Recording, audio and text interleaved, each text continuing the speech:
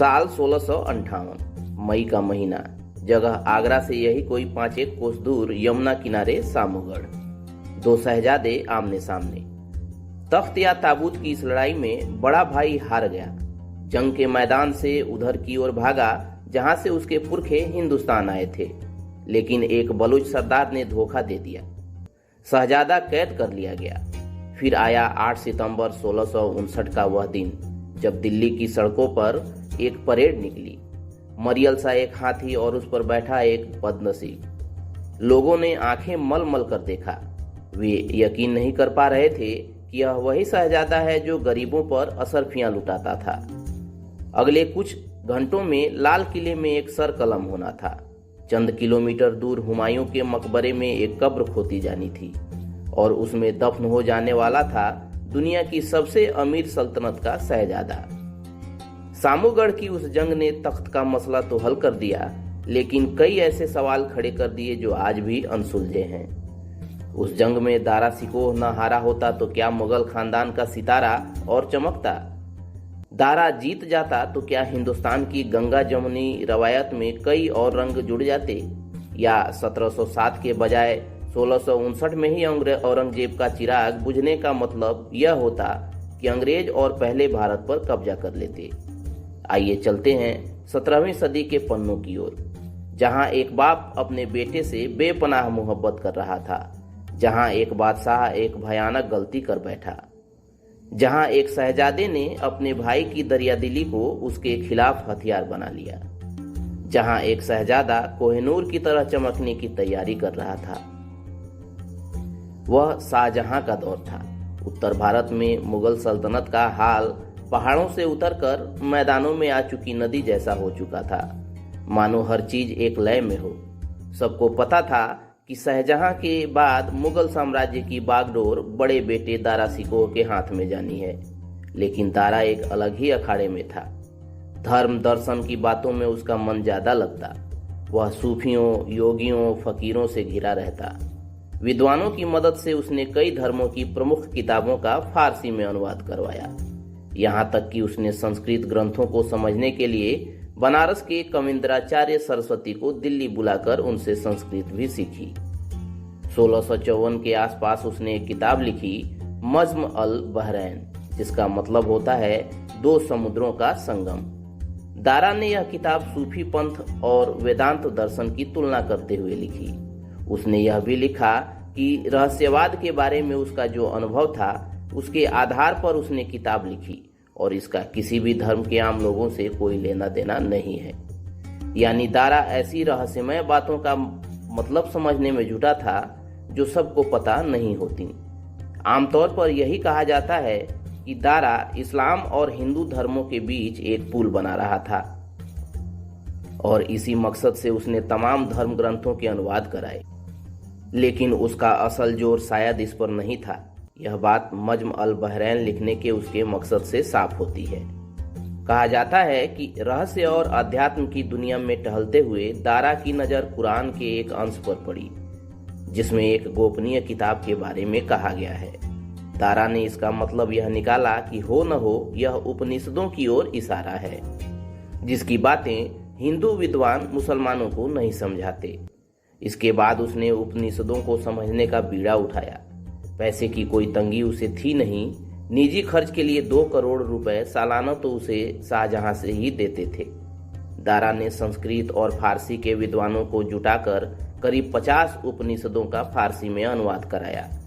इस ग्रंथ का नाम रखा सीर-ए-अकबर, जिसका मतलब है सबसे बड़ा रहस्य। दारा का मानना था कि उपनिषदों के जरिए वह अपने धर्म की ऐसी बातें सामने ला रहा है जो बहुत कम लोगों को पता होंगी। उस वक्त भारत में मौजूद रहे फ्रांसीसी यात्री फ्रांसवा बर्नियर का कहना था कि दारा की शख्सियत काफी अलग थी। उसे लगता था कि वह तमाम रूहानी बातें जानता है और धर्म ग्रंथों के अनुवाद के जरिए वह यही साबित करना चाहता था। दारा को पता था कि तख्त आसानी से नहीं मिलने वाला। औरंगजेब से उसे चुनौती मिलेगी। हो सकता है कि इसी के चलते उसने खुद को ऐसे इंसान के रूप में पेश करने के बारे में सोचा हो जिसके रूहानी कद की कोई बराबरी न कर सके और मुगल सिंहासन पर उसके दावे को कोई चुनौती न दे सके। लेकिन इस ख्याल में डूबा दारा इतना आगे निकल गया कि वक्त की बिसात पर अकेला पड़ गया। बाप की मोहब्बत और बहुत खास बातें जानने के यकीन ने दारा को मगरूर भी कर दिया। इसके चलते शाहजहां के खास दरबारी दारा से दूरी बनाने लगे। इसकी तस्दीक फ्रांसीसी यात्री बर्नियर ने भी की है। बर्नियर लिखता है, दारा खुद को हर चीज का उस्ताद समझता था। जो करीब लोग उसे सलाह देते वह उन्हें झिड़क देता। हाल ऐसा हो गया कि उसके दोस्त तक उसे जरूरी बातें बताने से परहेज करने लगे। लेकिन दारा को लगता था कि सब लोग उससे प्यार करते हैं और तकदीर उसके साथ है। बर्नियर की यह राय दारा का वह पहलू सामने लाती है जिसे उसकी उदार सोच के सामने कुछ खास तवज्जो नहीं दी जाती। उधर औरंगजेब दूसरे धर्मों के लोगों से करीबी बढ़ाने की दारा की हरकतों से चिढ़ा हुआ था। उसकी सोच यह भी थी कि अगर दारा जैसे अनाड़ी आदमी के हाथ में बादशाहत गई तो मुगल खानदान का सिराजा बिखेरते देर नहीं लगेगी। दारा को शाहजहां ने बमुश्किल एक बार अफगानिस्तान के सैन्य अभियान पर भेजा था। उसमें भी उसे नाकामी हाथ लगी। उधर औरंगजेब दक्षिण भारत से लेकर राजस्थान, गुजरात और अफगानिस्तान तक में सैन्य अभियानों की कमान संभालता रहा। इससे सैनिकों के बीच उसकी साख बढ़ी। यह इज्जत उसे शाहजहां की वजह से नहीं मिली। औरंगजेब ने यह इज्जत खुद कमाई थी। दारा की हरकतों से मुस्लिम धर्मगुरुओं में भी काफी नाराजगी थी। वे औरंगजेब के साथ आ गए। लेकिन खास बात यह भी है कि औरंगजेब को मेवाड़ के राजा राणा राज सिंह, आमेर के राजा जय सिंह और मारवाड़ के महाराजा जसवंत सिंह जैसे ताकतवर हिंदू राजाओं का भी साथ मिला। 1657 में शाहजहां जब गंभीर रूप से बीमार पड़ गया तो सिंहासन के लिए चल रही रस्साकसी को काबू कर पाना उसके वश में नहीं रह गया और आखिरकार आगरा से 16 किलोमीटर दूर सामूगढ़ में उस फैसला कून जंग की घड़ी आ ही गई। उसमें भी दारा का नौसिखियापन साफ दिखा। वह सामूगढ़ पहुंचा, लेकिन कुछ बड़े सरदारों ने अपनी सेना उसके साथ नहीं भेजी। हाल यह था कि उसके सैनिकों में बड़ी तादाद ऐसे आम लोगों की थी जिन्हें जंग का अलिफ-बे तक मालूम नहीं था। उधर औरंगजेब के साथ थे लड़ाइयों में तपे हुए सिपाही। औरंगजेब को तीसरे भाई मुराद का भी साथ मिला। लड़ाई में एक समय दारा ने एक सिरे पर पूरी ताकत झोंक दी और काफी आगे बढ़ गया।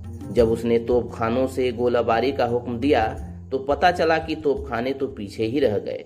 यही नहीं, उसके कुछ करीबियों ने सलाह दे डाली कि चूंकि वह हाथी पर सवार है, लिहाजा दुश्मन को आसानी से नजर आ रहा है, उसे घोड़े पर सवार हो जाना चाहिए। दारा ने ऐसा ही किया, लेकिन इस अफरा तफरी में उसके अपने खेमे में कंफ्यूजन फैल गया। सैनिकों को लगा कि दारा पीछे हट रहा है। हौसला टूटते ही चंद घंटों में दारा के दसियों हजार सैनिक कत्ल कर दिए गए।